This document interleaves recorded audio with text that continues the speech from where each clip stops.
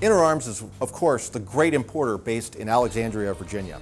In the 1990s, they were looking at perhaps losing Walther as one of their lines, so they went out and tried to find some others, including some Hungarian-made pistols that looked exactly like the Walther PPK.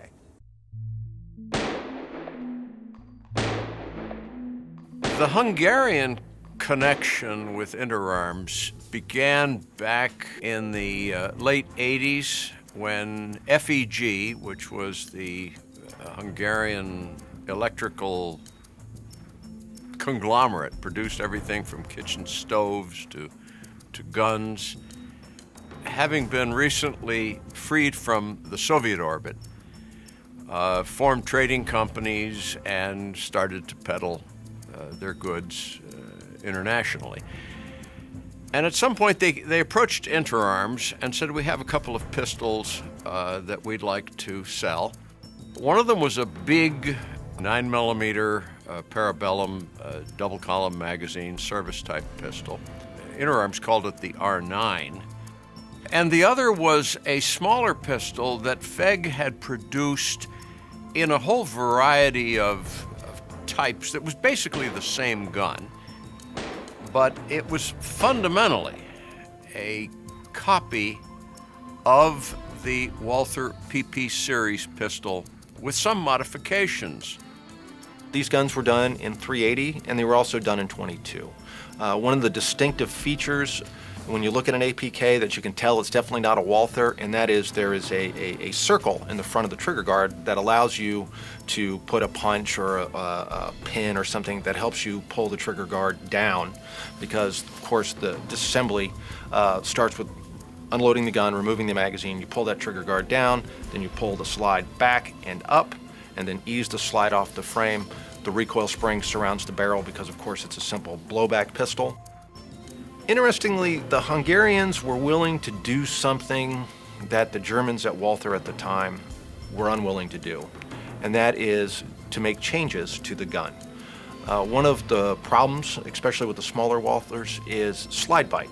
At that time, Roy Milcher, one of the greatest firearms designers and engineers of the 20th century, was working for Interarms. He had been banished and cast out from Ruger. And so he took a look at this gun and decided we need to redesign the frame. And the Hungarians were more than willing to redesign that backstrap to give this gun what we would call a beaver tail now. And so the FEGs actually ergonomically are better guns than Walthers of the same era.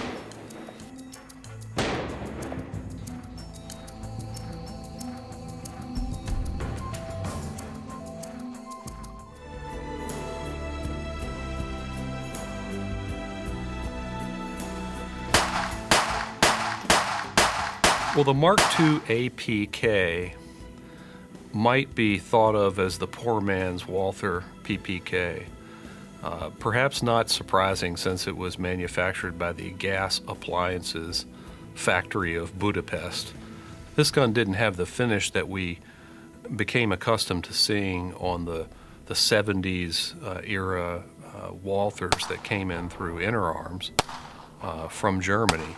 But really, from a design standpoint, it's fundamentally the same gun. It's a DA SA gun with a slide-mounted safety that is swung in the upward position to fire. Their designs are not particularly inspired, but they are reliable. They're solid.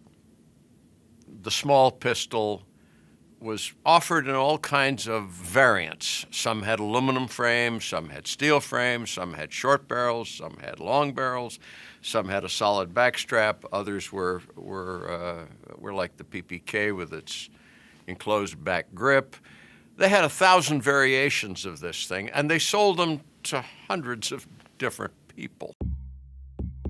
The APK Mark II is actually a pretty heavy gun. It's got a steel frame.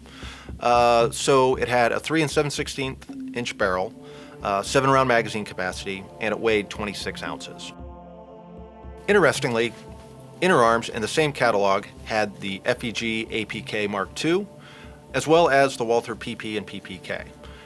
The FEG cost about a quarter of what a Walther did back in the 1990s. Unfortunately, they sometimes got ahead of themselves a little bit with new technology. Their marking, they switched from roll marking over to dot matrix marking, which looked pretty bad. Eventually they corrected that, I think, but the overall impression was not encouraging. The FEG produced guns, were serviceable, perfectly good guns, just not with that degree of finish that you might come to expect from the original. One of the things that it of course held over from the original was the basic design and the pointability of that design. The Walther PPK design was among the best pistols of all time.